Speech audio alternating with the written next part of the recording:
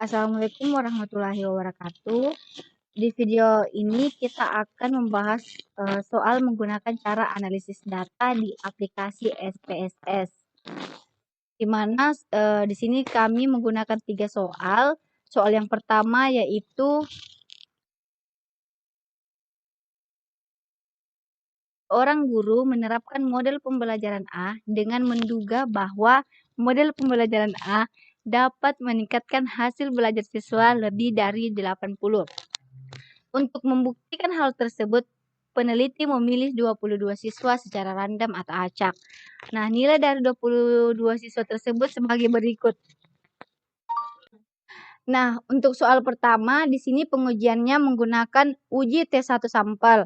Untuk pengujian T1 sampel, hal yang pertama kita lakukan yaitu mengisi variabel view-nya. Setelah itu, kita uji normalitasnya. Jadi, langsung saja kita masuk ke aplikasi SPSS-nya. Nah, di sini kita pilih variabel view. Kita isi hasilnya, kita isi nama, ketik hasil, kemudian pada label kita ketik hasil nilai siswa, kemudian pada measure kita ubah menjadi scale. Nah, kemudian kita klik data view. Nah, di sini untuk pengisian hasil kita copy nilai siswanya. Kita copy nilai siswanya, ini adalah nilai-nilai siswa.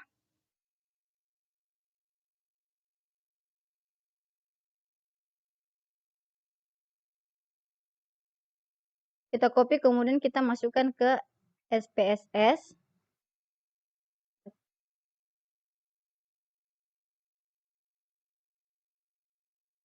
Sebelum kita mengetahui uji T1 sampel, kita mau mengetahui apakah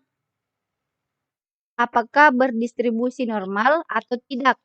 Caranya yaitu kita klik analisis.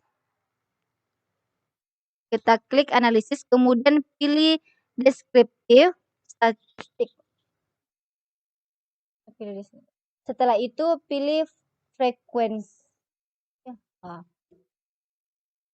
Nah, di sini hasil nilai siswa kita masukkan di variabel. Kita masukkan di variabel. Kemudian kita pilih statistik dan kita centang semua.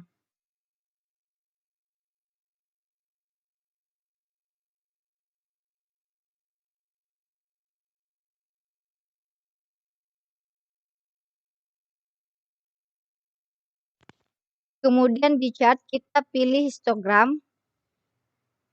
Kita pilih histogram, lalu kita centang. Kemudian continue. Lalu klik OK. Nah, di sini telah muncul frekuensi histogramnya. Namun di sini kita boleh mengetahui apakah normal atau tidak.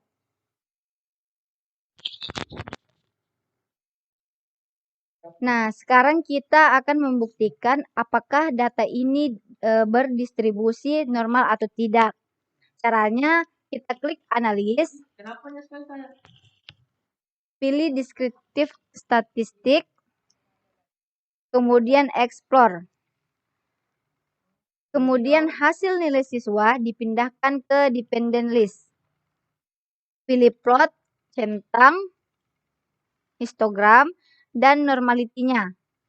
Kemudian continue, lalu OK.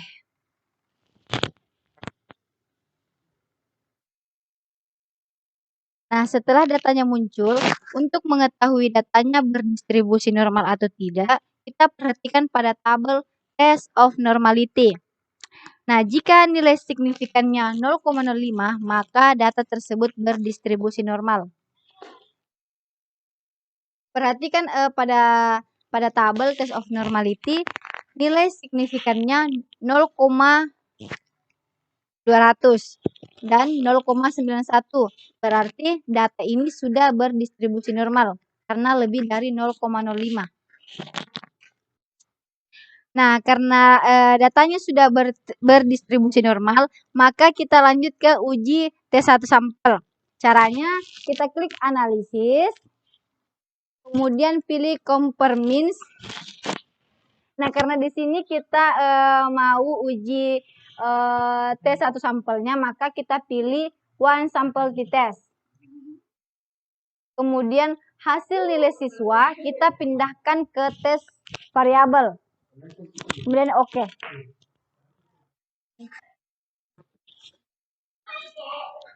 Ya, dulu. Nah, di sini kita perhatikan pada tabel one sample test pada nilai signifikan to Toilet. Nah, karena nilai to Toiletnya itu 0,00, maka H0-nya ditolak atau H1 diterima atau mu tidak sama dengan 80. Nah, jadi kesimpulannya yaitu model pembelajaran A ini dapat meningkatkan hasil belajar siswa. Nah, selanjutnya kita masuk ke soal nomor 2, di mana soalnya yaitu seorang guru ingin mengetahui apakah ada pengaruh penggunaan model pembelajaran A terhadap hasil belajar matematika siswa. Nah, guru memberikan tes sebelum dan sesudah penerapan model pembelajaran untuk mengetahui hasil belajar matematika siswa. Nah, kemudian kita lanjut masuk ke aplikasi SPSS-nya. Kita klik variable view. Pada kolom name, baris pertama kita ketik pretest. Dan label kita ketik pretest. Kemudian baris kedua kita ketik posttest.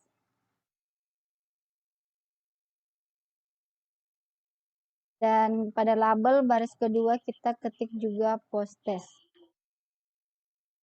Nah, setelah itu klik data view, kemudian copy datanya. Kita copy data pretest dan posttestnya.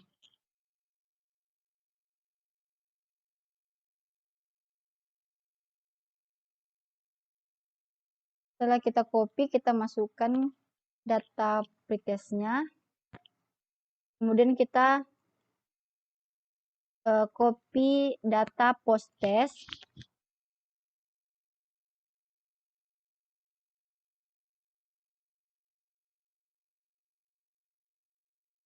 Kemudian kita masukkan. Nah, khusus soal nomor 2 ini kita pakai uji T berpasangan. Sebelum itu, terlebih dahulu kita akan melakukan uji normality datanya. Kita klik analisis, kemudian descriptive statistik, explore, pretest dan posttest kita pindahkan ke dependent list. Kemudian kita klik plots, kita centang histogram dan normality plots with test. Kemudian continue, lalu oke. Nah, karena datanya sudah muncul, kita perhatikan tabel test of normality-nya. Kita lihat nilai signifikan pada nilai pretest, signifikannya 0,200 dan 0,312. Sedangkan pada nilai posttest signifikannya 0,104 dan 0,005. Karena nilai signifikan pada posttestnya lebih kecil dari 0,005, maka datanya belum berdistribusi normal. Agar data posttestnya berdistribusi normal, maka kita melakukan transform data dengan cara kita klik transform, kita pilih compute variable, Kemudian pada target variabel kita ketik transform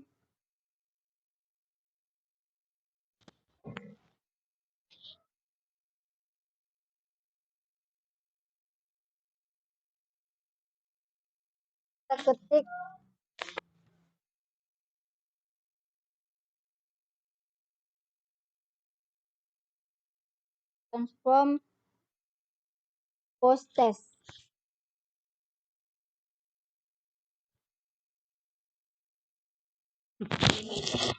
Pada function group kita pilih all, kemudian kita cari sqrt.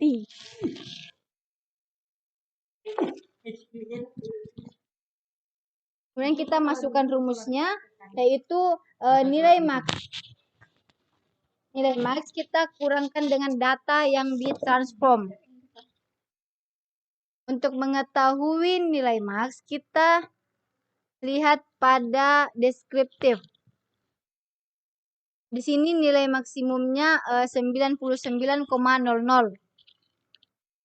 Kita masukkan 99,00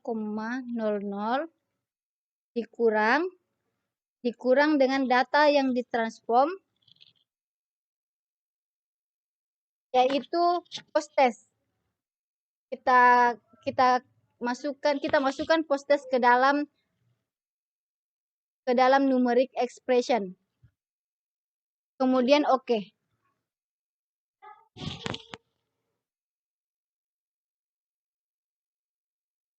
Nah, kemudian kita akan lihat transform post testnya.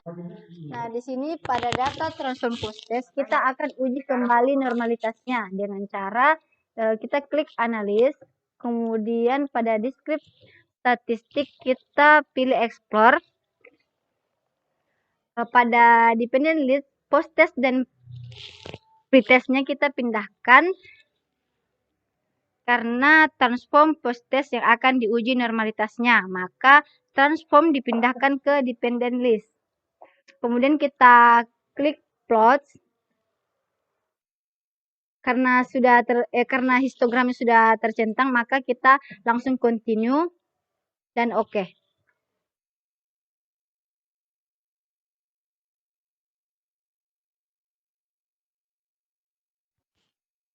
Karena datanya sudah muncul, kita perhatikan tabel Pirate Sample Test. Perhatikan significant to tilet. Karena significant to tiletnya adalah 0,00, maka H0-nya ditolak atau H1 diterima, atau mu1 tidak sama dengan mu2. Dengan kesimpulan, terdapat perbedaan pada hasil belajar siswa pretest dan post testnya menggunakan model pembelajaran A. Masuk. Nah, selanjutnya kita lanjut ke nomor 3, di mana soalnya itu seorang guru menerapkan model pembelajaran A di kelas 10.1 dan model pembelajaran B di kelas 10.2.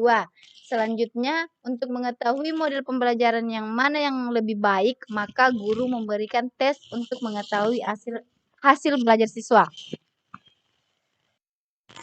Nah, dari soal nomor 3 ini, saya akan membuat tabel pembantu untuk melakukan uji homogenitas. Nah,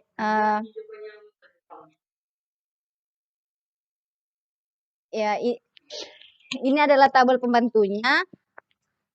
Kemudian kita kembali ke SPSS, kita klik variable view. Di sini name-nya kita ketik hasil. Kemudian pada label kita ketik hasil belajar siswa. Pada baris kedua, pada name kita ketik model. Dan pada label kita ketik model pembelajaran.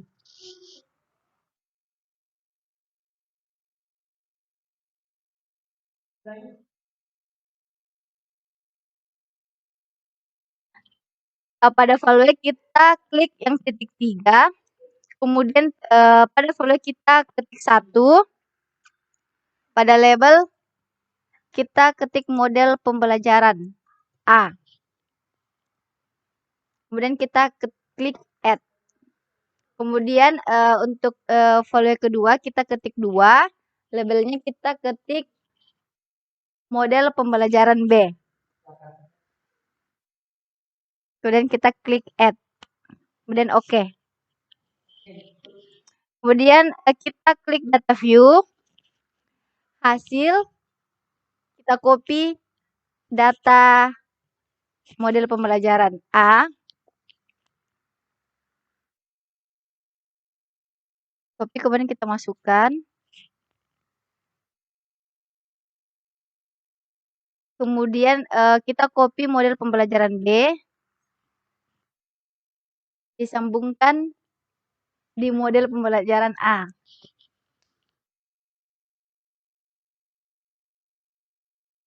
Untuk model, kita copy kode model pembelajaran A.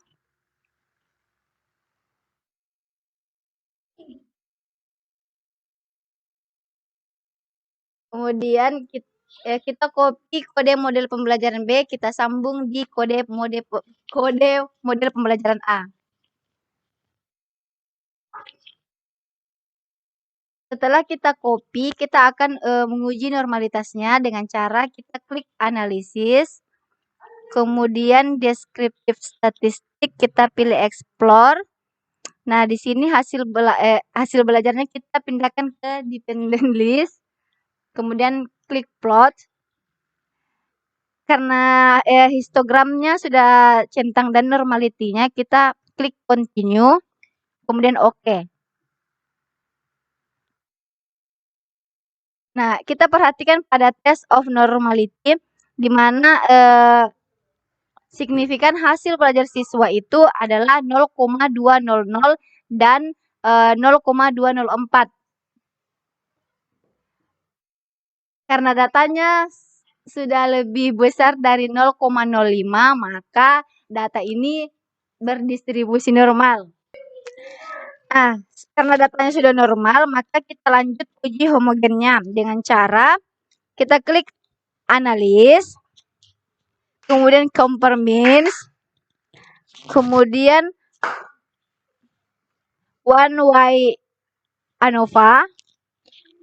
Nah, di sini hasil belajarnya kita pindahkan ke dependent list dan model pembelajarannya kita pindahkan ke faktor. Kemudian kita klik option karena kita centang homogennya, kemudian continue, lalu oke.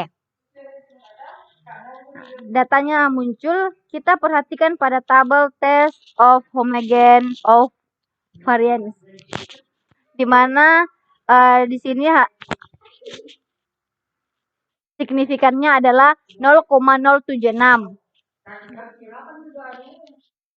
Karena nilai signifikannya 0,76 dan lebih besar dari 0,05, maka datanya juga sudah homogen. Karena data sudah normal dan homogen, maka kita lanjut ke uji perbedaan rata-rata. Caranya, klik analisis, kemudian compare means, dan pilih independen. Hasil belajar kita pindahkan ke tes variabel, kemudian model pembelajaran kita pindahkan ke grup variabel. Kemudian kita klik define group. Grup 1 kita ketik 1, grup 2 kita ketik 2, kemudian continue, lalu oke.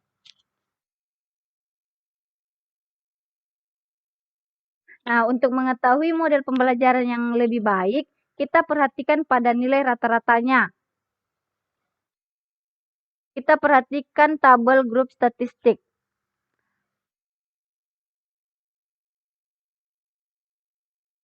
Nah, pada model pembelajaran A, rata-ratanya adalah 80,0714, sedangkan model pembelajaran B, rata-ratanya adalah 70,4000. Nah, karena rata-rata model pembelajaran A lebih besar dari model pembelajaran B, maka dapat disimpulkan bahwa model pembelajaran yang baik digunakan yaitu model pembelajaran A. Cukup sekian video dari saya, kurang lebihnya mohon dimaafkan. Wassalamualaikum warahmatullahi wabarakatuh.